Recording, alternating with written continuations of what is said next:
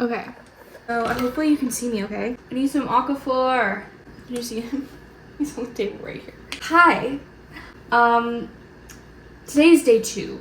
Yesterday, I read through the whole preface, introduction, and first chapter. And so I want to debrief. I don't want to be dramatic and say that this is already changing my life, but I am going to be dramatic and say it's already changing my life. And enjoying this so much because it's less focused on giving life advice and it's more focused on teaching you skills to make space for your creative energy. It's getting all of the junk that's on the top of your brain out of the way in order to actually hear and listen to your intuition and know what it is that you want and what feels right to you. That's what I've been missing. I've always been very ambitious and self-reflective, and I can run circles in my head. I can think in circles until I get to the root of some problem or I find meaning in it, and it has led me to not take action. I just think and never actually do anything about it. Acknowledging this creative block and getting rid of it was what I have been looking for. I just put so much pressure on myself that it gets to the point where it's so intimidating to get back into something that I've stopped or that I've taken a break from that I end up never starting it again. I want to share some of my favorite quotes because I wrote them in my journal today. One of the things that I really liked is that I immediately felt validated. I think if you are a creative person or you're someone who has big dreams or you are an aspiring artist or you've struggled to even call yourself an artist because you kind of just dabble in a lot of things, it's really easy to feel ashamed of wanting something more for yourself. And that's definitely the case with me. I've always had a little bit of shame in the fact that normal jobs are never going to satisfy me or normal careers are never going to be enough for me. As I've changed a lot in the past couple years, I've come to realize that no matter what happens, no matter if I see success or I don't, I will never forgive myself if I don't just go for it. Julia Cameron addresses this within the first few pages. A lot of these are direct quotes, but I'm reading them from my journal, so they may be slightly off. She says a lot of artists, and here she's referring to a woman, ask themselves questions like, wasn't this dream beyond her reach? Shouldn't she be more modest, more satisfied with a conventional career? I wrote down the quote and then I wrote in blue, I've asked myself these questions for years. Am I really allowed to want this?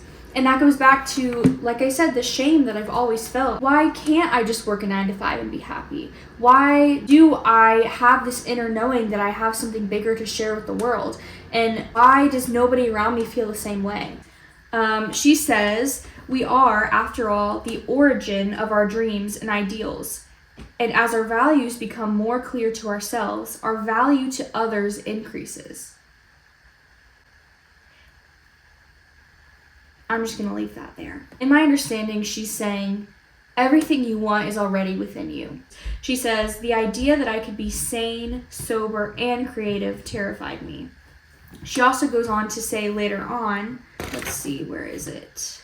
To become unblocked, we must recognize our either-or thinking. I can either be romantically happy or an artist. I can either be financially successful or an artist. It is possible, quite possible, to be both an artist and romantically fulfilled.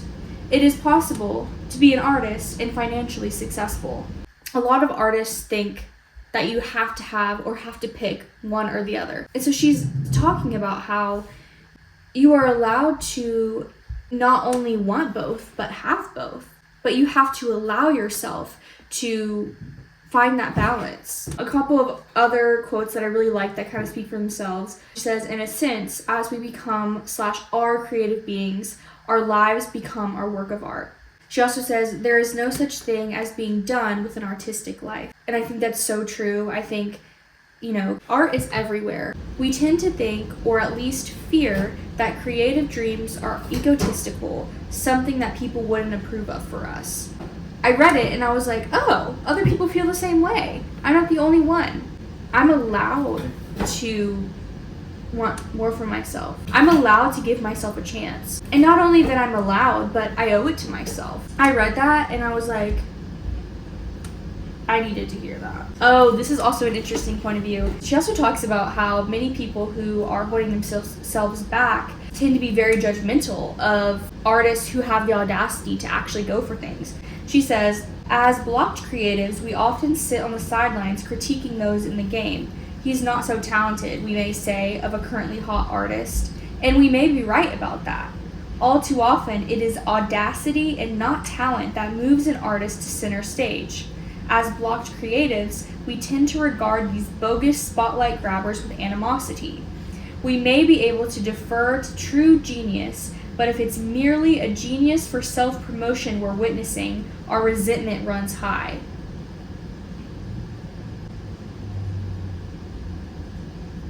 Did y'all hear that? We may be able to defer to true genius, but if it's merely a genius for self-promotion we're witnessing, our resentment runs high. She is saying you could do it better if only you would let yourself do it. You could do it better if you started. You could do it better if you gave yourself a chance. You could do it better if you had the audacity. Oh, okay, I also really liked this. This is on page 20, in case you're reading along. She brings up the idea that artists constantly need to feed into their creativity. Earlier on, she compares your inner artist to a child and says your artist baby needs to be fed. You need to take care of it. She says art is an image using system. In order to create, we draw from our inner well. This inner well, an artistic reservoir, is ideally like a well-stocked trout pond. As artists, we must realize that we have to maintain this artistic ecosystem. If we don't give some attention to upkeep, our well is apt to become depleted, stagnant, or blocked. Don't show off all your goods, dude. Overtapping the well, like overfishing the pond, leaves us with diminished resources. We fish in vain for the images we require. Our work dries up and we wonder why, just when it was going so well. Listen to this. The truth is that work can dry up because it is going well. The truth is that work can dry up because it is going so well. As artists, we must learn to be self-nourishing. Art is born in attention. Its midwife is detail.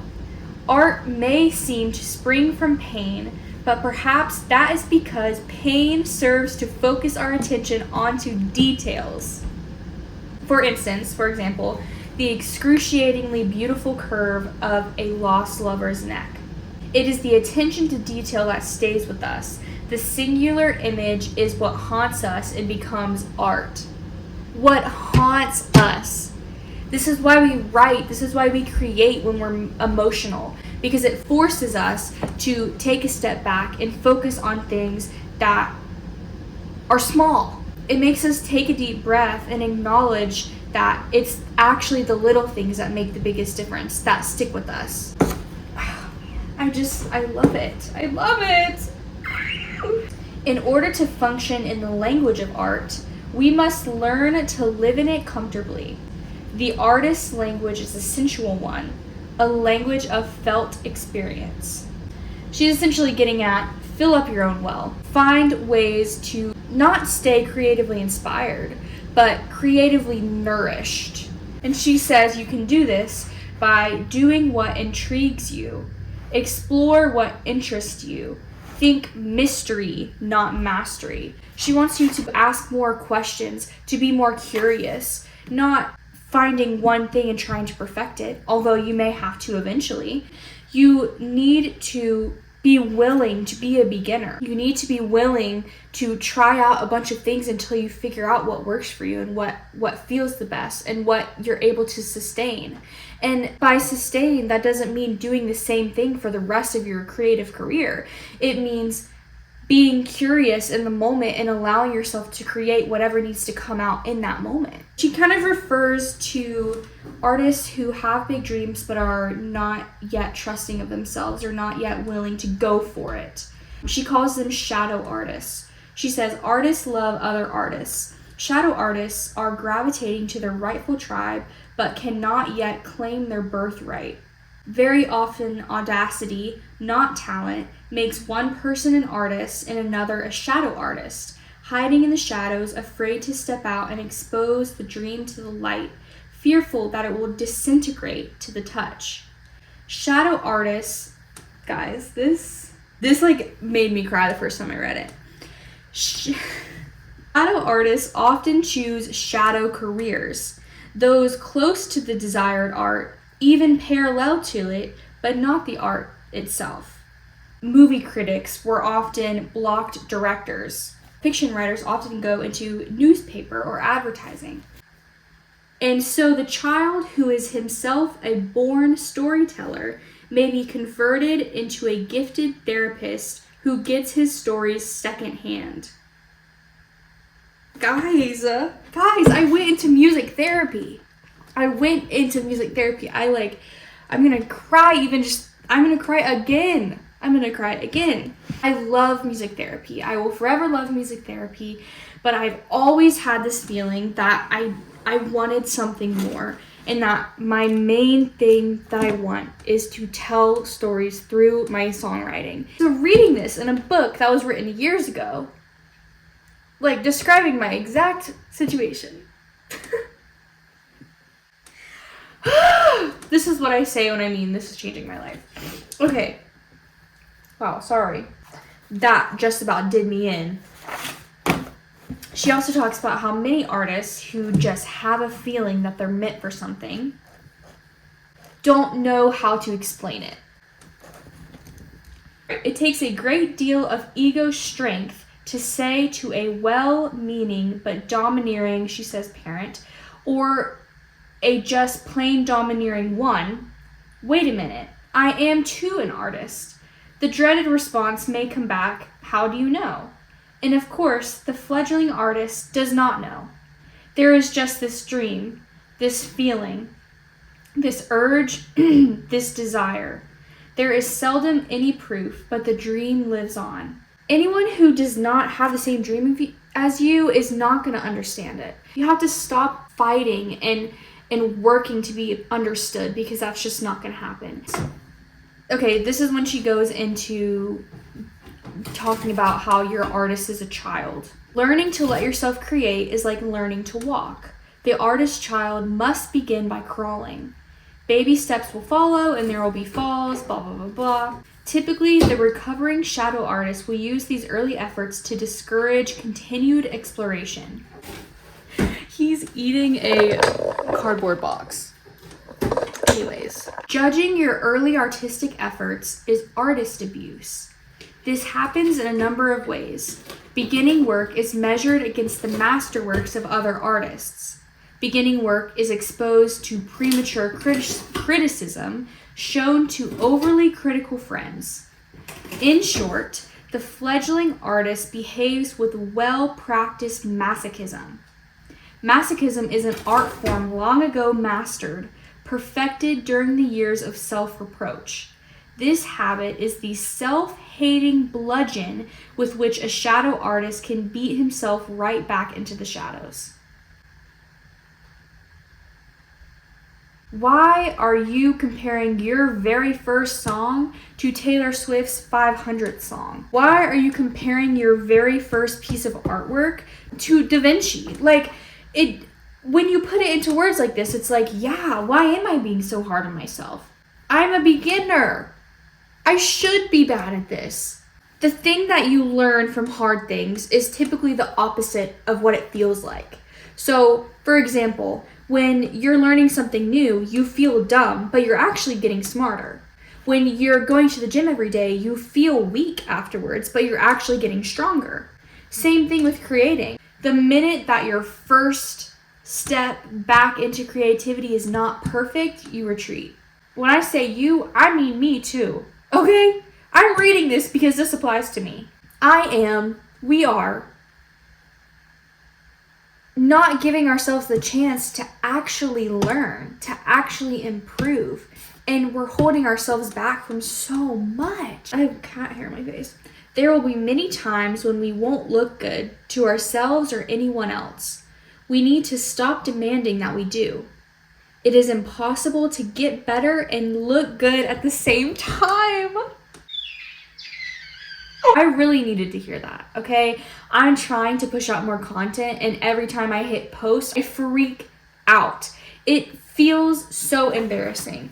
And it probably is embarrassing. It's embarrassing to put yourself out there, but it's embarrassing until it works, okay? It's embarrassing until you find people that don't think it's embarrassing. Remember that in order to recover as an artist, you must be willing to be a bad artist. By being willing to be a bad artist, you have a chance to be an artist, and perhaps over time, a very good one. When I make this point in teaching, I am met by instant defensive hostility. But do you know how old I will be by the time I learn to really play the piano or act or paint or write a decent play? Yes, the same age you will be if you don't. She's saying the time will pass anyway. Do you want 6 months of progress or 6 months of excuses? Like, you cannot worry about how long it's going to take because it's going to take time regardless. So would you rather be wasting the time or actually using the time to try? Anyways, week 2 is about recovering a sense of identity. As much as I want to look ahead, I know that I shouldn't. Tomorrow is only day 3, but I'm loving this so far. I'm excited to share the rest of my journey.